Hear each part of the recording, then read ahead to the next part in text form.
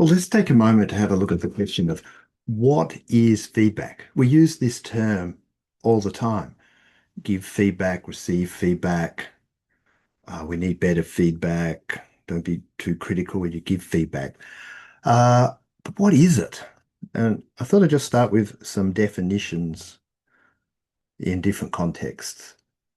So I've got here feedback is information about performance that allows a person to adjust their behaviors. Ken Blanchard and his colleague Johnson, in a management context. Information about performance that is used to improve future performance. This is from the National Institute for Teaching and Leadership in their leadership stream, not their teaching part. Lastly, I had can be constructive, identifying errors or areas for improvement, or appreciative, recognizing successes or where someone's contribution has been valued. This is from a Government of South Australia paper for public servants. So in all cases, what have we got? A lot about this idea of information, uh, identifying errors is in the sense, or areas for improvement is information, even information about recognizing successes. A lot of it relates to performance, and its purpose seems to be to get people to allow people or get people to adjust their behavior or improve future performance.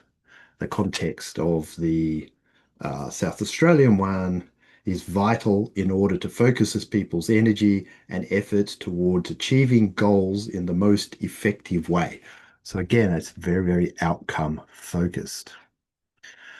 There are many approaches to feedback, from things like appreciative inquiry, where you don't tell anyone anything, you just help them reflect, and others where we actually share our concerns or share our feedback. Others might be more of a coaching approach to feedback. And what I want to do in our little short course, because there's far more there than we can possibly cover in an hour and a half, is look at some of the actual actions of the person giving the feedback and something about who that person is and how they give feedback. Because, sorry, these definitions are very disconnected information about performance. There is nothing there about having a conversation with somebody.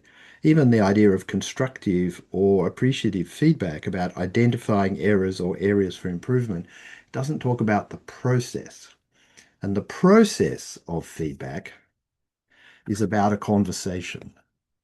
Whoop, let me just change my pen.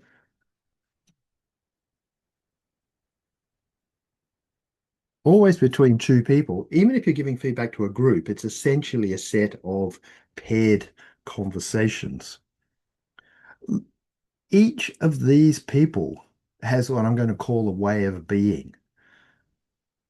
They've got a whole world of how they are in language. They've got moods and emotions, and they've got a physiology, or even shorter would be to say they've got a body, and we've got that over here. So there's a process by which one person speaks, the other person might listen, but there's an exchange if we really want this to work well. But both of these people are in moods, which, if we're talking about, for some people, constructive information or constructive feedback can lead to people being anxious, for example. They're worried. There's something at stake for them.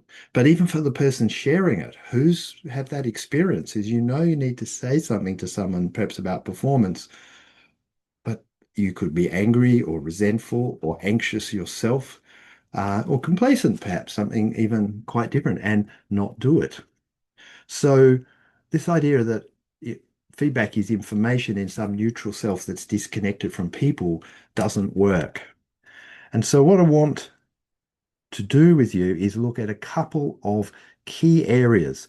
I want to look to some extent at the sort of moods and invite you to reflect on what moods make it easier to give, receive feedback.